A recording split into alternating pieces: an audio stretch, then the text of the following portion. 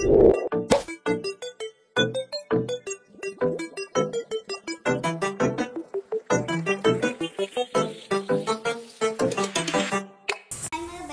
go to my vlog. Umpisa na natin pag-gabi kay partner.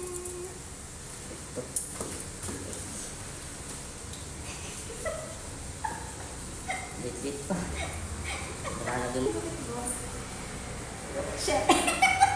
Okay nga mga babe, bago natin umpisahan si partner, tinalian ko muna yung buhok niya. Bago ko umpisahan mga babe, i-share ko sa inyo na first time ko lang magupit. Kasi mga babe, yung nagugupit kay partner, busy. Kaya naisipan ko na pag-aralan na maggupit at ako na lang magugupit sa kanya. So umpisahan na nga natin mga babe. Medyo feel na feel ko dyan. Tignan nyo naman. Pag-spray pa ang person. Base kasi sa napanood ko mga be, basain muna daw natin yung buhok para mas mabilis siyang matabasan.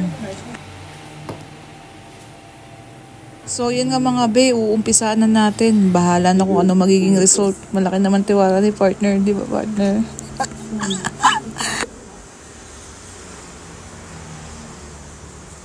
Medyo kalmado pa siya dyan mga be.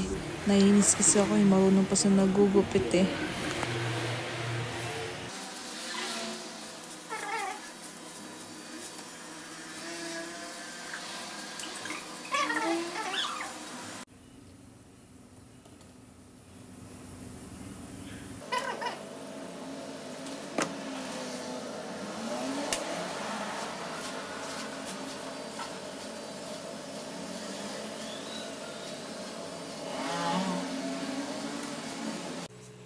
Malaki rin yung tiwala ako sa sarili ko mga be. Alam kong magugupitan ko ng maayos si partner. Uy.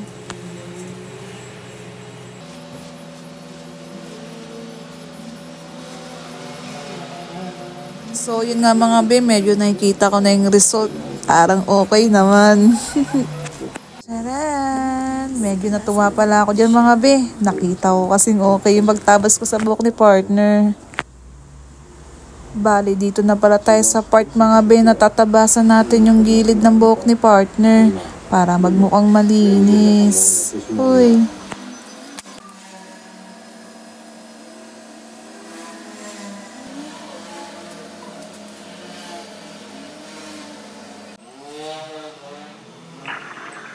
So bali dito mga be, medyo di ako nahirapan dito kasi sabi ko naman sa sarili ko, madali lang to.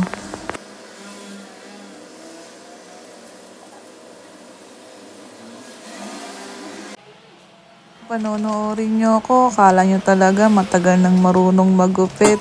Uy, first time ko lang yan mga be. Sa part na to mga be, binawasan ko yung buhok ni partner, di kasi pantay. Ayaw pa nga niya eh. Wala siyang magagawa, ako yung nagugupit. Uy. Dito pala sa part na to mga be, medyo very wrong ako. Kasi finaded ko lahat hanggang tuktok ni partner.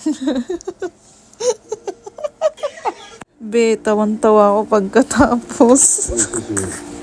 Di rin pala ganito kadali maggupit mga be. Nakakapagod din pala. Tapos nagreklamo pa yung gugupitan ko. Libre na nga. Nagtalo pala muna kami dito ni partner mga be. Kasi ayaw niyang pabawasan yung buhok niya. Walang ba't enjoy na enjoy siya. Para naman buhok ng kabayo. So dahil wala siyang magawa, pinilit ko pa rin gupitan yung buhok niya. Yung dulo lang naman mga be. Iritang-irita na siya rito mga be. Kasi malaki yung tinabas ko din sa buhok niya. Bali, tinabasan ko rin pala yung kilay ni partner. Ayaw pa nga niya mga be. Kasi di daw ako marunong. Di ka sure. Uy.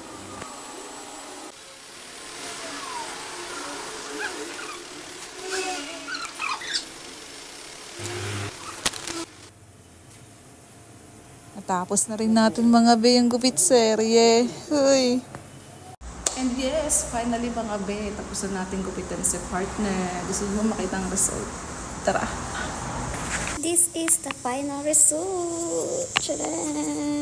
Hindi lang natin siya nalagyan ng design kasi masyadong na-faded na yung gawa ko partner.